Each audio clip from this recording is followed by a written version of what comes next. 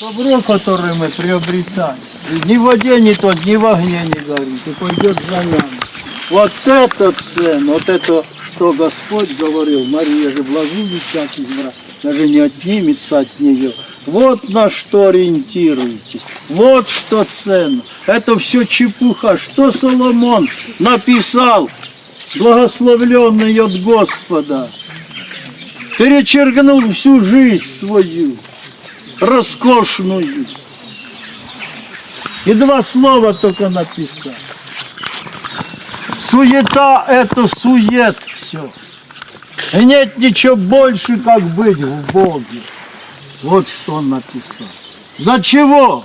За того, что Бога искал.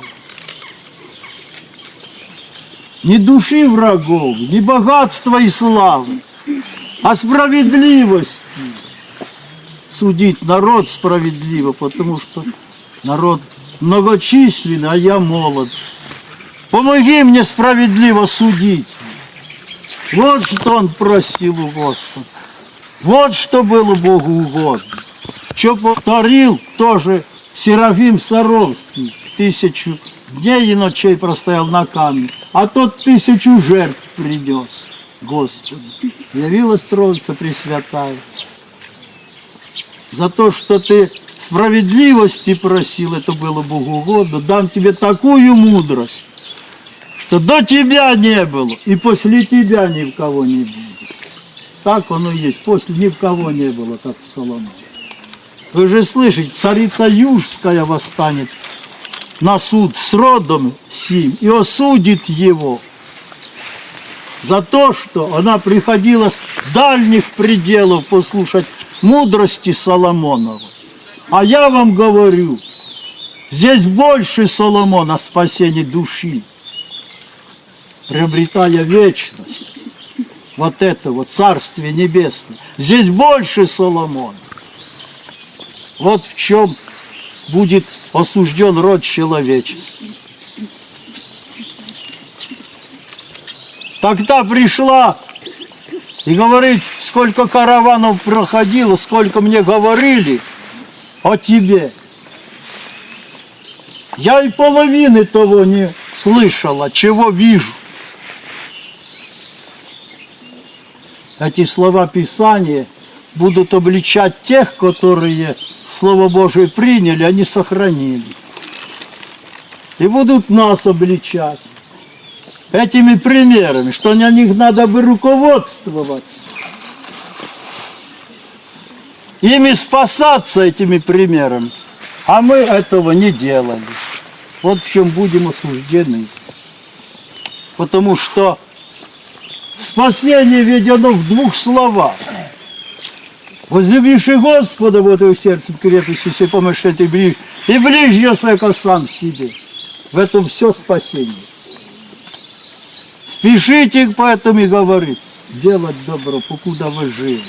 И вам напоминаю это всегда. Потому что не одним хлебом будет сыт человек. Написано, а всяким словом Божьим. Сам Господь ведь был искушен сатаной в пустыне. И дьявол ответил на эти слова, на его слова, которые он говорил, скажи этим камням, если ты Бог, чтобы они сделались хлеба, ты ведь кушать хочешь. Ответил Господь, не одним хлебом будет сыт человек, а всяким словом Божьим. Если с Богом до сегодняшнего дня эти слова свидетельствуют о правде Божьей, так и малое сладко, и малое в радости. А как без Бога, так изобилие не впрок. Досада, нестроение, конкуренция и прочие переживания. Так вот говорю, что и малое с Богом хорошо, а без Бога где хорошо, там плохо. Вы же это в жизни-то видите и знаете это. Так стремитесь к Богу. Я знаю, что наперед знаю, что тебе надо. Ты став впереди меня, я остальное все приложу тебе. Мы же слышим, как 5 хлебов умножал на 5000, и 7 хлебов на 4000. Все он, все ими, все от него. Ведь. Просите данного, ищите брешь, толците, отверзится. Где двое или трое его имя мое собрано, там я посреди них. Как это понимаете? Мы вот слышим назидание, говорю вам, нам расходиться не хочется. Мы назидаем все, это называется душа питается духовной. Как телу надо телесная пища, так души духовной. Если это нарушается, тогда душа, от души заболевает тело. И разные настроения в теле появляются. Приходит, кается, жалеет о броде, становится все на место. И ему каждый раз приезжает все лучше и лучше в храм. Все лучше и лучше, он с храма никуда. И сколько остаются здесь, не хотят уезжать. Почему это так? Да потому что не одним хлебом будет сыт человек, а всяким словом Божьим они здесь и назидаются. Они здесь и угодные дела делают. И дома в них там благостроение становится все на место. Из-за этого одного милуют тех безбожников, некоторым бы и бесповоротно погибать бы было. А они вымалывают. Вот этот один стяжает благодать на всех. Во всем промысел Божий. Не я его нашла, да вышла замуж. Не я ее нашел, да женил. Ведь вы же слышите, Господь сочетает Писание. И что Он сочетает, то человек да не разлучает. Вы же читаете в Евангелии эти слова. Так ориентируйтесь на то, что если это от Бога, и Он послал благодать вот эту помощь людям, и соединил сердца их, они друг без друга никуда. Им в жизни нет друг без друга. Родители видят, что это серьезно, дают благословение родительское. Доброходные, непринужденные венчаются сразу. А потом эту благодать увеличивают, умножают, приобретают ее. А чем? Ходят в храм, чтут праздники, воскресные дни, причащаются. Тогда Господь исправляет их. Потому что без недостатков людей нет. И каждый по-своему человек красив. То, что подходит одному, то вот не подходит другому. Что подходит другому, не подходит третьему. Вы же слышите это в народе. Там и в мире. Какая красивая, за того некрасиво вышла замуж, я бы никогда не пошла. А ей он самый лучший, или наоборот. Потому что это от Бога. Тогда Господь исправляет людей каким путем? Нет человека без недостатков. Каждого разный. А чтобы знать, что это уже от Бога пришло исправление, что надо одному, то надо другому. Как у меня не один, так у меня нет другого. Нет распрей между ними.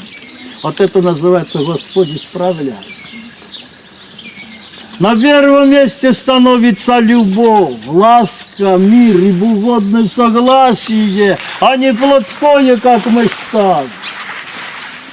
Ну как же ставить человека, а потом Бога сзади? Это же, конечно, Богу будет неугодно. Да и сами подумай. А мы сейчас ставим плотское на первом месте, а потом уже Божий. А потом уже венчаются, да это Богу не угодно. Тогда разумения правильного нет. Тогда нет полноты благословения Божьего. Говорю же вам, с Богом если угодно жить. И недостаток как недостаток. И где плохо, там хорошо. А если без Бога, да и то, что и говорил, то и говорю, и вы знаете. Где и должно бы быть хорошо, и там будет нехорошо, потому что без Бога. Вот это детям наказывайте, внукам передавайте, на что ориентироваться. И сами знайте, понуждайте себя, своим примером исправляйте. Чтоб дети, где общаются, большими буквами напишите, чти отца и матерь твою. Да благо тебе будет, долголетие на земле будешь. Эту заповедь на Синае горе получил Моисей Боговидец от самого Господа. Тысячелетия прошли, она живет до сегодняшнего дня.